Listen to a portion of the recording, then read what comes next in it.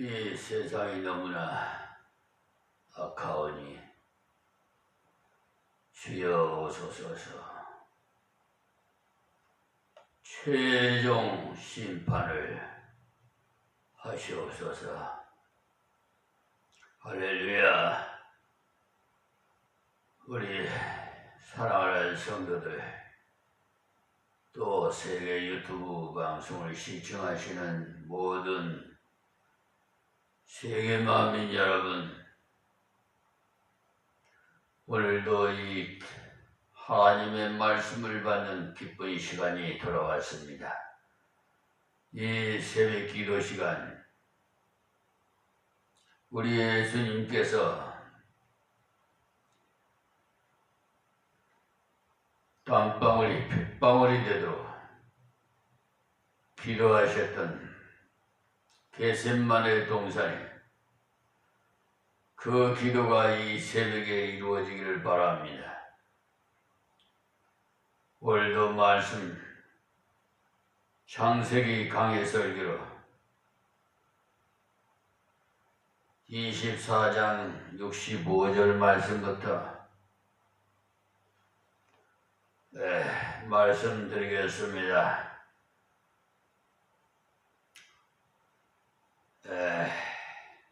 종에게 말하되 들에서 배회하다가 우리에게로 마주 오는 자가 누구뇨? 종이 가로되 이는 내 주인이다. 리브가가 면박을 취하여 스스로 가리우더라. 아멘. 요사이 말로 표현하자면은 그 노을을 드리웠다 이 말인데, 이때 벌써 노을이 있었어요. 이 노을은 왜 드려오느냐 하면 순종과 구별의 표로 드리웁니다. 디모데전서 2장 9절을 보시면 또 이와 같이 여자들도 아담한 옷을 입으며 라고 했어요. 화려하고 폴폴 날아가 가는 듯한 옷을 입으라 하지 않고 속살이 보이는 것을, 비치는 것을 입으라 하지 않고 아담한 옷을 입으라고 했어요. 또 미니스커트인가 가수 윤복희가 최초로 입었었지요. 근데 그게 더 자꾸 짧아져가지고 여자가 감춰야 할 그 살을 다 보이고, 오히려 팬티까지 보일라 말라 하는 정도로 작게 그렇게 입고 다니는 분들, 그분들은요 좀 하나님의 법칙에 어긋나는 짓을 하고 있어요. 그래가지고 남성들을 유혹해가지고 성추행이나 하고,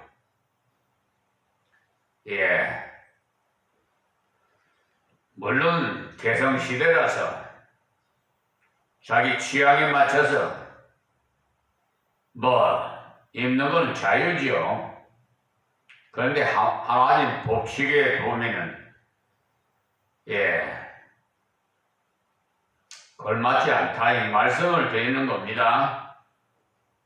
오해하지 마세요.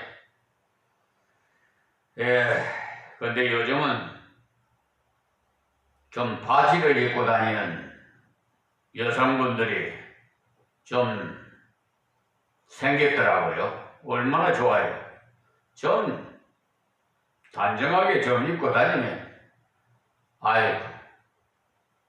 좀 활동하는데도 불편하지 않고 얼마나 좋아요. 그러니까 아담한 옷을 입으세요. 민이 여전히 하면서 민망스러운 옷을 다 입고 하는데 세상에 어떻게 돌아가든지 우리 성도들은 아담한 옷을 입어요. 그리고 염치와 정결로 자기를 단장하고 했는데 여자에게 가장 필요한 것이 염치를 아는 것인데 이 염치란 것이 바로 예의를 지킬 줄 아는 것을 말하는 거예요. 염치가 없으면 마치 향기 없는 꽃이라서 여성이 매력이 없어요. 여자가 부끄러움을 모르고 뻔뻔스러우면 그야말로 섬 모스마 같아서 매력이 없습니다. 염치도 있고 또 정결로 자기를 단장하고 그리 정결을 잘 지켜야 하고 또 따은 머리와 금이나 진주나 값진 옷으로 하지 말고 그랬지. 이 말은 머리를 따지 말라는 말이 아니라 머리 모양 가지고 자기 가치를 과시하려고 하지 말라 이 말입니다. 머리를 예쁘게 꾸미고 금을 차고 장신구를 주렁주렁 했다고 해서 자기 가치가 나타난다고 생각하지 말라는 것입니다. 인격에서 솟아나는 진정한 모습이 있어야 된다는 말이죠. 인생의 참 모습이 중요한 것이지 밖에 꾸며놓은 것은 허상이에요. 하나님께서도 외모를 취하지 않고 우리 심중을 보세요. 또 고린도전서 11장 4절에서 5절에 보시면 물은 남자로서 머리에 무엇을 쓰고 기도나 예언하는 자는 그 머리를 욕되게 하는 것이요. 물은 여자로서 머리에 쓴 것을 벗고 기도나 예언하는 자는 그 머리를 욕되게 하는 것이니 이는 머리 민 것과 다름이 없음이니라 그랬어요. 그러니까 하나님께서 여자들에게 왜 머리를 길게 기르도록 하느냐 하면 본성이 그렇기 때문이라고 했어요. 옛날부터 여자가 머리를 밀면은요 보기가 좋지 못해가지고 요즘 무슨 데모할 때 항의하면서 삭발을 여성들도 하더라고요. 보니까 어때요? 참, 예, 절에나 들어가려고 하면 갈 사람같이 보이잖아요. 여성이나 되려고 가능한 여자는 머리가 길수록 아름답게 보여요. 그렇잖아요? 10절을 보세요. 이러므로 여자들은 천사들을 인하여 권세 아래에 있는 표로 그 머리에 둘지라 그랬잖아요. 그래서 옛날부터 서양 사람들은 집안에 들어와서도 여자들은 모자를 써도 예의에 벗어나지 않아요. 그러니까 여성들이 쓰는 모자는요, 모자로서의 사명보다는 수건을 쓰는 것과 같은 역할을 하는 겁니다.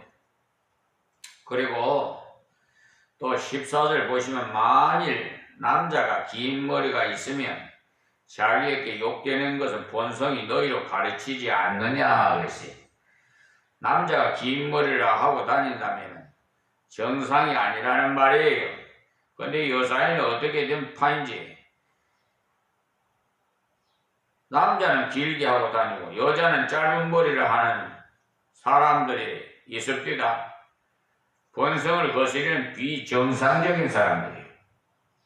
15절 보시면 만일 여자가 긴 머리가 있으면 자기에게 영광이 되는 긴 머리는 쓰는 것은 대신해 주신 영구라 그랬어요.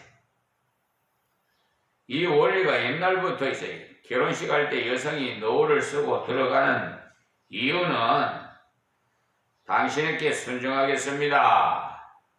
그 표로 노을을 들이우고 들어갑니다.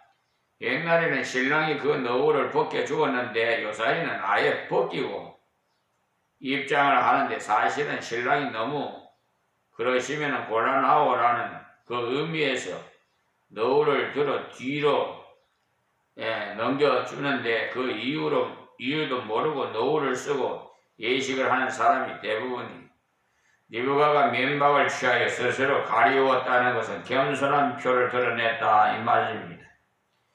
활발한 성격을 가졌지만 예의는 발라시. 사랑은 무례히 행치 않는다고 했잖아요.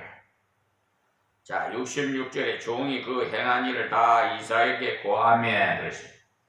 그냥 만나자마자 엘리에셀이 지금까지 하나님 주신 은혜에 대해서 다 말씀드렸다는 말입니다. 자기가 기도했던 것, 리브가가 때 맞추어 우물로 나왔던 것, 물을 준 것, 약대에게 다 마시운 것 등등 이 모든 하나님의 인도에 대한 간증을 들은 이삭이 얼마나 감격했겠습니까? 다 67절입니다.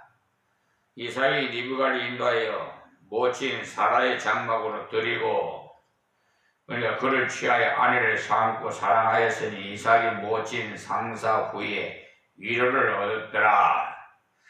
이때 모친이 돌아가시고 4년 가까이 지났는데 그 4년 동안 마음속에 슬픔이 있었지만 결혼함으로 그 쓸쓸함을 제거하게 되었다는 것. 준비는 오래오래 했지만 막상 결혼 일식은 그야말로 간단한, 꼭 그렇습니다. 우리가 예수 믿는 것이 마치 결혼하는 것과 같다고 했어요. 고린도후서 11장 2절 한번 볼까요? 보시면은 내가 하나님의 열심을 너희를 위하여 열심을 내노니 내가 정결함 처녀로 한 남편인 그리스도께 드리려고 중매함이로다라고 했죠. 바울사도가 중매인이고 교인들은 신부라는 거예요. 이 사실을 살펴볼 때 예수님께서 우리를 구원하시기 위해서 많은 준비를 하시고, 그러나 구원은 단번에 단순하게 얻는 것이 주님을 영접하는 순간 이루어지는 것입니다. 이삭도 준비는 오래 걸렸지만 결혼은 단순했어요. 리브가를 인도해서 사라의 장막을 드리고, 이 말은 그 집의 여주인으로 모셨다는 말이, 우리나라식 표현으로 말하면 안방을 차지하게 했다는 말이, 그리고는 아내를 삼고 사랑하였으니라고 했어요. 여사인은 사랑한 후에 아내를 삼으려고들 하는데 사람인지라 실수하기가 쉬워요. 그런데 성경의 이삭은 아내를 삼고 사랑했어요. 어떤 사람은 이와는 정반대로 아내를 삼기 전에 사랑하느라고 야단해놓고는 막상 결혼하고 나서는 미워하고 있으니까 거꾸로 가고 있지요. 아내를 삼기 전에 잘 몰라서 혹 섭섭하게 했더라도 결혼하고 나서는 하나님 주신 선물이니 아끼고 사랑하는 것이 당연하다는 거지. 이삭은 아내를 삼고 사랑하니까 위로가 되더라는 것입니다. 자기가 사랑을 많이 받았기 때문이 아니라 사랑을 쏟았기 때문에 행복해졌다는 말. 때문에 행복을 찾기 위해서는 사랑받으려고만 하면 오히려 고통만 생겨요. 그러나 사랑을 주면 위로가 됩니다. 자기 속에 참 만족이 있더라는 것이에요. 때문에 결혼 생활을 할 때 받으려고만 생각하지 마시고 내가 먼저 사랑을 주세요. 남편이 어떻게 해주는지 봐가면서 하려고 하지 마시고, 밸런스 사랑 같은 거 하지 마시고요. 계산은 참 사랑이 아니에요. 우리 하나님의 아가페 사랑으로 좀 하세요. 사랑하니까 오히려 위로가 돼요. 사랑은 내가 먼저 할 때 위로를 내가 받아요. 이것은 사랑함으로 만족을 얻는다는 사실. 그러므로 사랑받기보다는 사랑하려고 애쓰십시오. 그렇게 되면 오히려 역경과 어려움을 딛고 일어설 수가 있어요. 긴 24장을 다 이렇게 말씀드렸는데 우리가 크게 알아야 하는 것은요, 준비된 자에게 준비된 은혜를 주신다는 사실. 이삭이 기도하고 준비하였더니 그야말로 하나님 준비하신 리브가를 주셨어요. 그러나 중요한 것일수록 더 기도를 준비를 잘하면 준비되는 은혜를 하나님께서 주십니다. 또 가정의 출발부터 예의를 잘 갖춰야 돼. 살아가면서 그러니까 길들여서라고 생각하기 쉬운데 처음부터 예의가 바르게 되어야 됩니다. 예의가 갖춰져야 사랑이 지속성이 있지. 무례한 곳에서는요, 사랑이 지속되지 않습니다. 처음에는 다 애교를 보였을지 몰라도 시간이 흐르면 무례한 자는 천박스럽게 보여져요. 예의를 잘 지키면 갈수록 더 품위 있게 보여주고, 리브가도 예의를 잘 지키고 이삭도 준비를 잘했어. 그리고 참다운 사랑은 결혼으로부터 이루어진다는 사실을 알아야 합니다. 왜냐, 결혼 전에는 더 잘 모르려고, 잘 보이려고 양보하고 봐주고 하다가 결혼하고 나서는 조금만 잘못해도 그냥 넘어가지 않고 하나하나 따지는 사람들이 대부분이 인간이다 보니까 그렇게 되기가 쉬운데요. 그것은 사실 아주 잘못된 것입니다. 오히려 결혼하고 나서 더욱 이해하고 용납하고 희생하는 것은 실천에 갈 때 참다운 사랑의 열매가 맺어집니다. 이 땅 위에서 고락을 같이 하면서 위로를 서로가 얻습니다.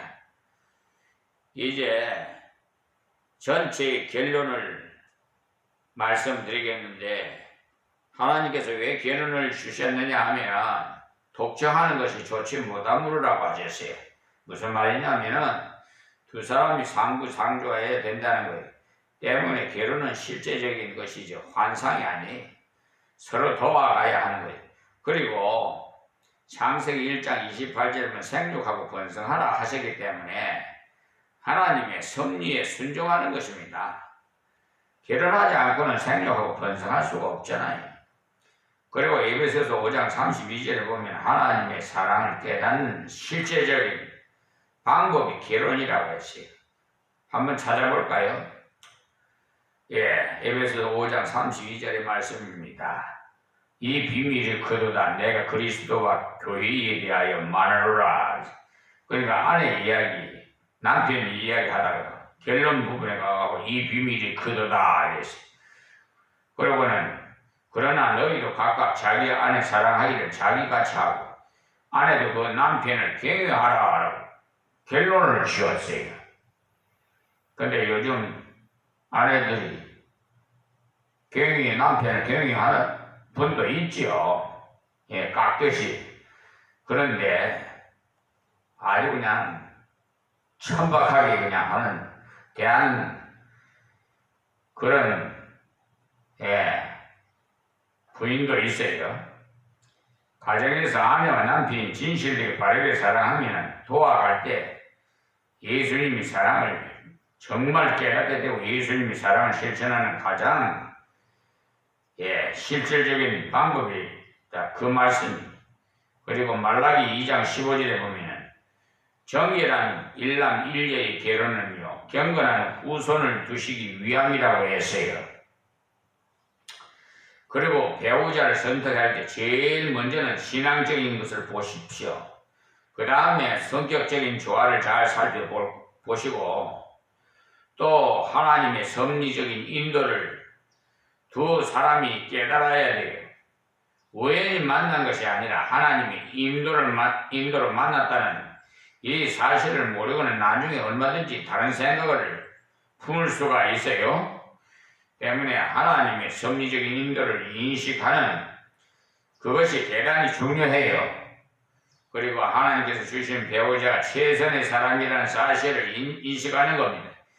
리브가는요 신앙이 좋고 건강하고 친절하고 예뻤다고 했는데 다 갖추었어요. 그래서 잠언서 31장 10절에 보면 현숙한 여인을 얻는 것이 진주를 얻는 것보다 낫다고 했어요. 그렇다면 어떤 여인이 현숙하냐? 잠언서 31장 10절에 보면 출발해서 30절에까지 결론을 짓는데 거기에 이렇게 기록되어 있어요. 10절에 누가 현숙한 여인을 찾아 얻었느냐? 그 값은 진주보다 더하니라. 30절에는 고운 것도 거짓되고 아름다운 것도 헛되나 오직 여호와를 경외하는 여자는 칭찬을 받을 것이라. 그러니까 이 말씀은 여러분이 믿음이 올바른 여인, 곧 여호와를 경외하는 여인이 현숙한 여인이라는 겁니다.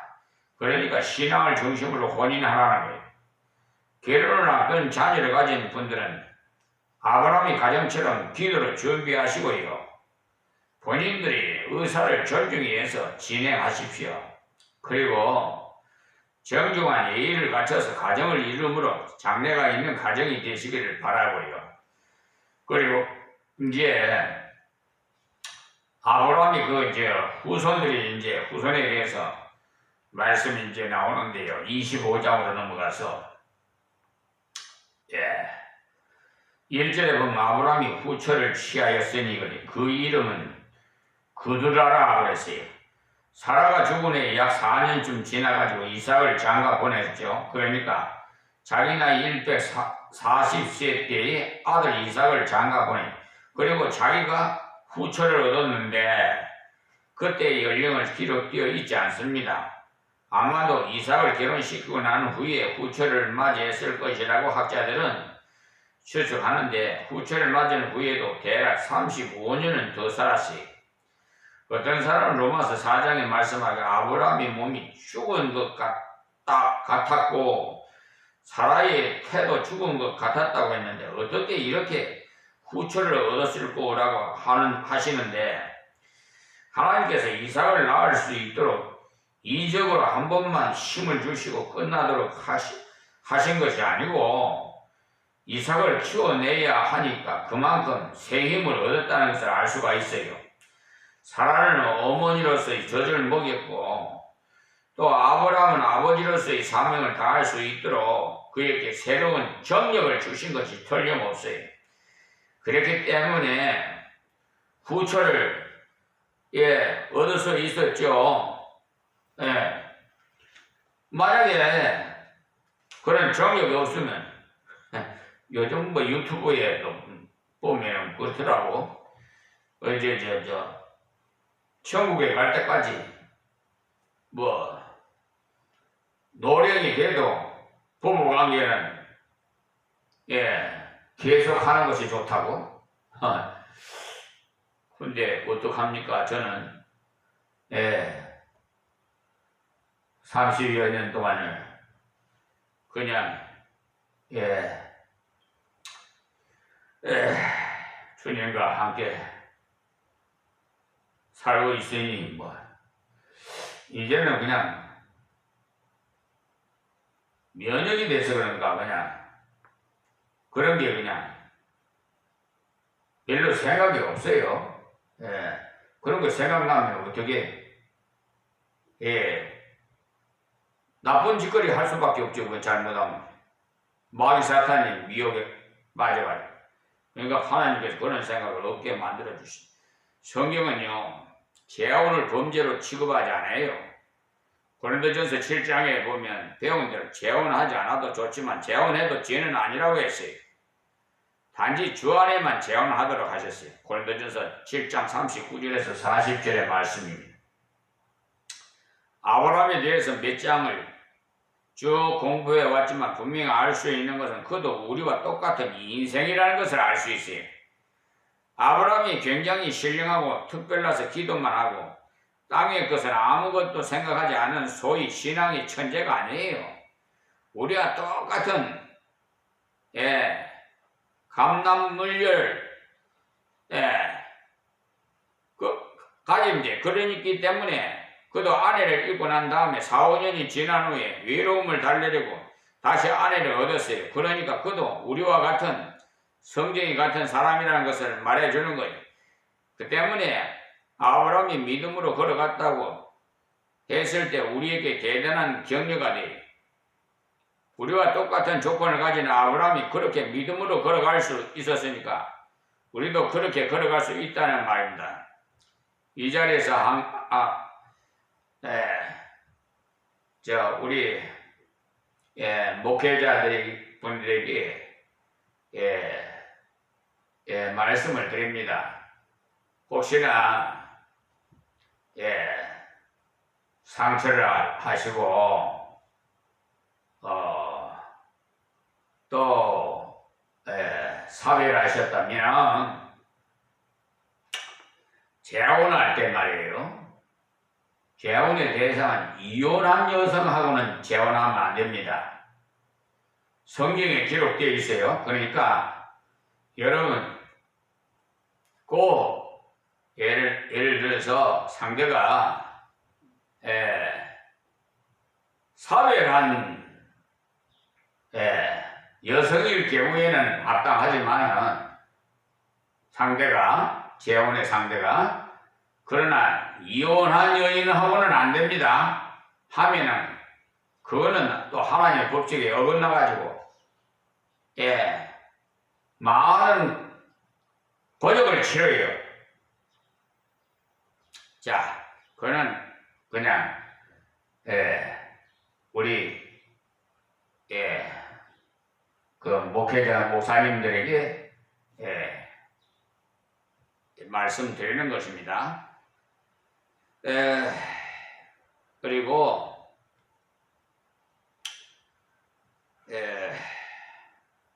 에녹도 300년을 자녀를 낳으면서 하나님과 동행했다고 하지 않습니까? 하나님과 동행하되 자녀를 낳으면서 동행했다는 건 강조해서 그 평범한 성애를 살았다 그 말이에요. 생애를. 그러니까 아브라함도 마찬가지로서 후처를 얻었어요. 아브라함은 고상한 사람이라고만 강조하려면 하갈도 취한 바 없고 후처도 취한 바 없고 오직 사람만 취해서 순결한 결혼 생활을 했다고 한다면 우리 듣기에는 매우 좋을지 모르겠으나 하나님께서는 그것을 허용치 않으시고 있는 그대로 기록되어 있어요.